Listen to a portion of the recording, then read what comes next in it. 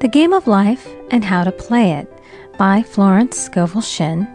Chapter 6, Casting the Burden, Impressing the Subconscious.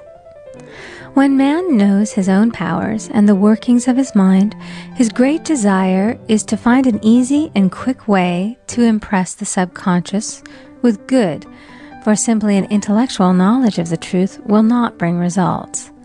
In my own case, I found the easiest way is in casting the burden. A metaphysician once explained it in this manner. He said, "The only thing which gives anything weight in nature is the law of gravitation. And if a boulder could be taken high above the planet, there would be no weight in that boulder." And that is what Jesus Christ meant when he said, "My yoke is easy and my burden is light." He had overcome the world vibration and functioned in the fourth dimensional realm, where there is only perfection, completion, life, and joy. He said, "Come to me, all ye that labor and are heavy laden, and I will give you rest. Take my yoke upon you, for my yoke is easy and my burden is light."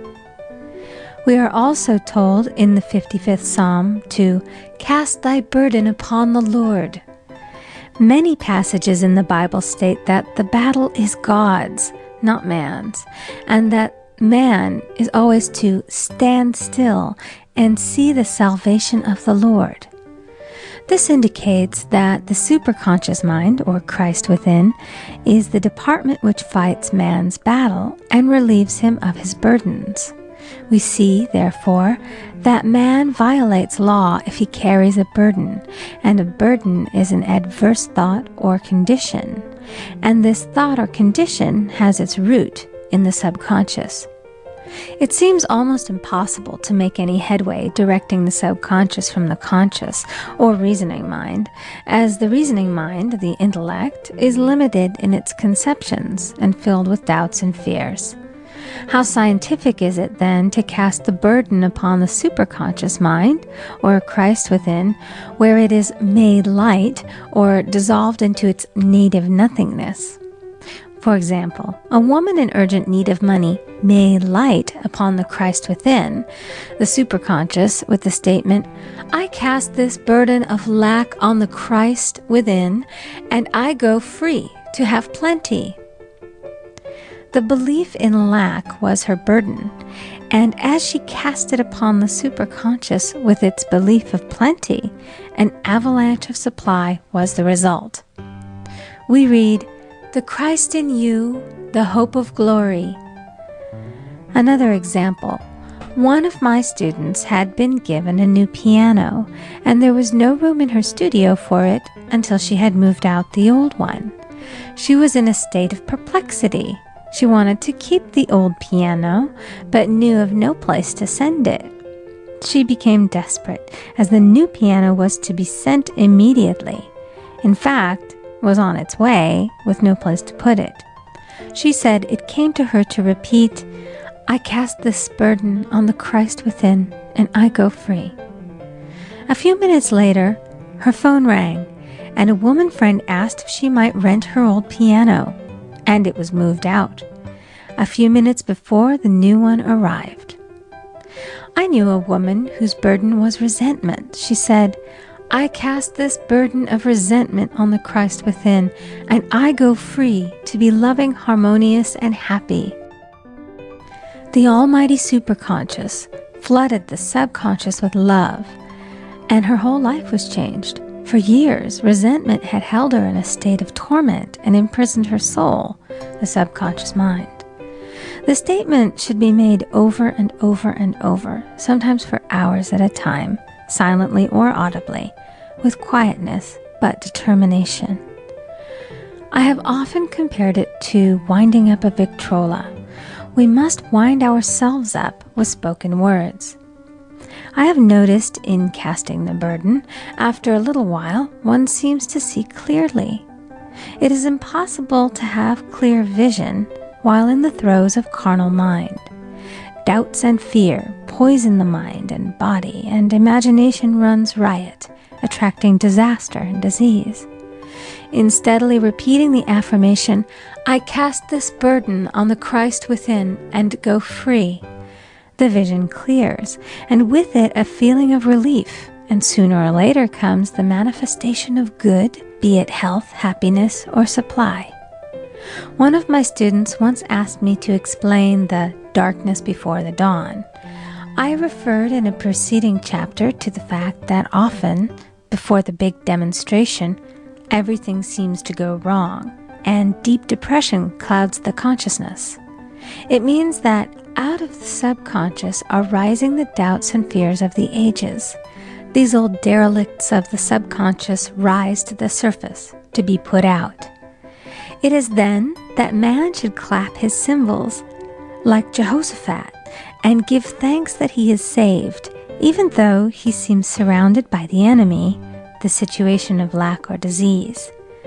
The student continued, "How long must one remain in the dark?" And I replied, "Until one can see in the dark." And casting the burden enables one to see in the dark. In order to impress the subconscious, active faith is always essential.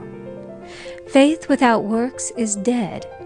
In these chapters, I have endeavored to bring out this point.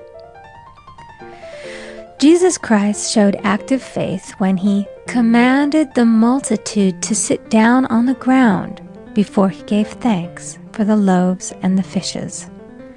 I will give another example showing how necessary this step is. In fact, active faith is the bridge over which man passes to his promised land. Through misunderstanding, a woman had been separated from her husband, whom she loved deeply. He refused all offers of reconciliation and would not communicate with her in any way. Coming into the knowledge of spiritual law, she denied the appearance of separation. She made this statement: "There is no separation in divine mind. Therefore, I cannot be separated from the love and companionship which are mine by divine right." She showed active faith by arranging a place for him at the table every day, thereby impressing the subconscious with a picture of his return. Over a year passed, but she never wavered, and one day he walked in. The subconscious is often impressed through music. Music has a fourth dimensional quality and releases the soul from imprisonment. It makes wonderful things seem possible and easy of accomplishment. I have a friend who uses her Victrola daily for this purpose. It puts her in perfect harmony and releases the imagination. Another woman often dances while making her affirmations. The rhythm and harmony of music and motion carry her words forth with tremendous power. The student must remember also not to despise the day of small things. Invariably, before a demonstration come signs of land. Before Columbus reached America, he saw birds and twigs, which showed him land was near. So it is with a demonstration, but often the student mistakes it for the demonstration itself and is disappointed. For example, a woman had spoken the word for a set of dishes. Not long afterwards, a friend gave her a dish which was old and cracked. She came to me and said, "Well, I asked for a set of dishes, and all I got was a cracked plate." I replied, "The plate was only signs of land. It shows your dishes are coming. Look upon it as birds and seaweed." And not long afterwards, the dishes came. Continually making believe impresses the subconscious. If one makes believe he is rich and makes believe he is successful, in due time he will reap. Children are always making believe, and "Except ye be converted and become as little children, ye shall not enter the kingdom of heaven." For example, I know of a woman who was very poor, but no one could make her feel poor. She earned a small amount of money from rich friends who constantly reminded her of her poverty and to be careful and saving. Regardless of their admonitions, she would spend all her earnings on a hat, or make someone a gift, and be in a rapturous state of mind. Her thoughts were always centered on beautiful clothes and rings and things, but without envying others. She lived in the world of the wondrous, and only riches seemed real to her. Before long, she married a rich man, and the rings and things became visible. I do not know whether the man was the divine selection, but opulence had to manifest in her life, as she had imaged only opulence. There is no peace or happiness for man until he has erased all fear from the subconscious. Fear is misdirected energy and must be redirected or transmuted into faith. Jesus Christ said, "Why are ye fearful, O ye of little faith? All things are possible to him that believeth." I am asked so often by my students, "How can I get rid of fear?" I replied, "By walking up to the thing you are afraid of." The lion takes its fierceness from your fear. Walk up to the lion, and he will disappear. Run away, and he runs after you. I have shown in previous chapters how the lion of lack disappeared when the individual spent money fearlessly, showing faith that God was his supply and therefore unfailing. Many of my students have come out of the bondage of poverty and are now bountifully supplied through losing all fear of letting money go out. The subconscious is impressed with the truth that God is the giver and the gift. Therefore, as one is one with the giver, he is one with the gift. A splendid statement is, "I now thank God the giver for God the gift."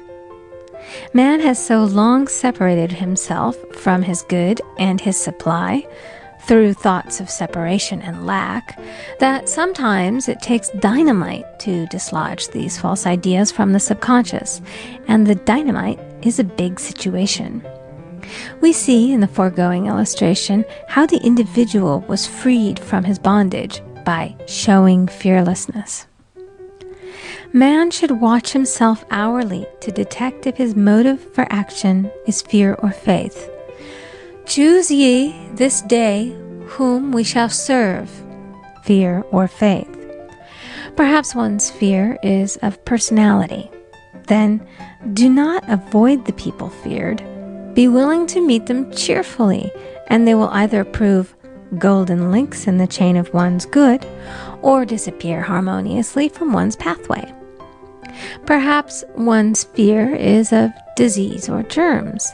Then one should be fearless and undisturbed in a germ-laden situation, and he would be immune.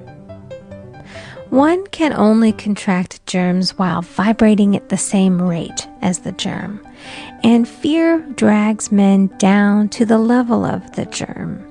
Of course, the disease-laden germ is the product of carnal mind, as all thought must objectify.